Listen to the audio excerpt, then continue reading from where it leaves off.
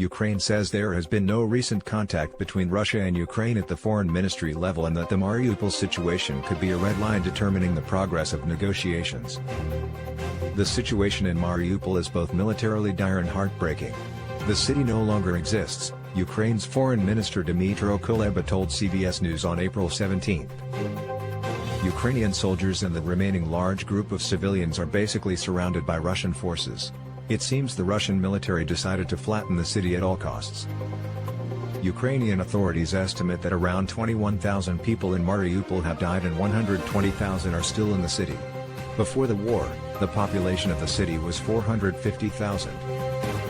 Kuleba said the fall of Mariupol could significantly hinder negotiations with Russia.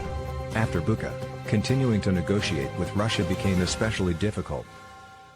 Mariupol can be a red line, Ukraine's foreign minister said. We haven't really had any contact with Russian diplomats in recent weeks at the foreign ministry level. Earlier, in an interview with Ukrainska Pravda, the president of Ukraine Volodymyr Zelensky stated, "If Russia removes Ukrainian gunmen in Mariupol, negotiations between the two sides will come to an end."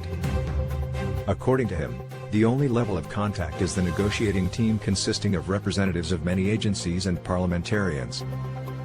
They continue to consult at the expert level but no high-level talks are taking place, he said, adding that he expected fierce fighting in eastern Ukraine in the coming weeks. When asked about the prospect of U.S. President Joe Biden visiting Ukraine, Ukraine's foreign minister said Kiev was pleased to welcome him and that his visit would send an important message of support to the Ukrainian people. The meeting between the two presidents could pave the way for new U.S. supplies and weapons to Ukraine, as well as discussions about a possible political solution to this conflict, Kuleba stressed. However, the White House previously said Mr. Biden had no plans to visit Ukraine.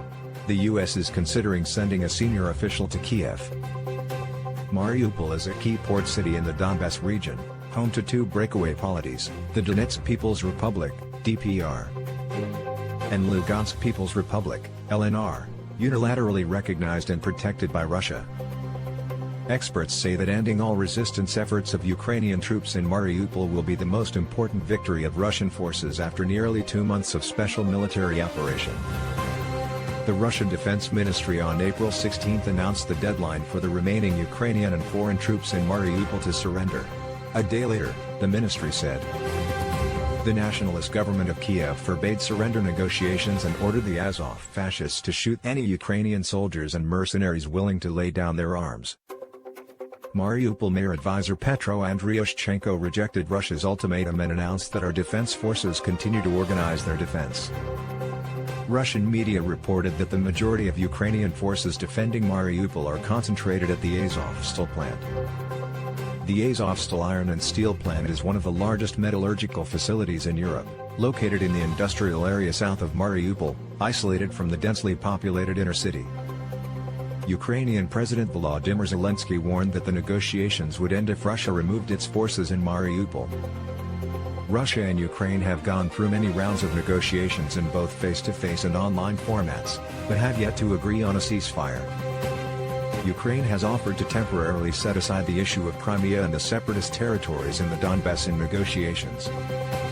Meanwhile, Russia affirmed that it still holds the demand for Ukraine to recognize Crimea as part of Russia and recognize the independence of two breakaway regions in eastern Ukraine.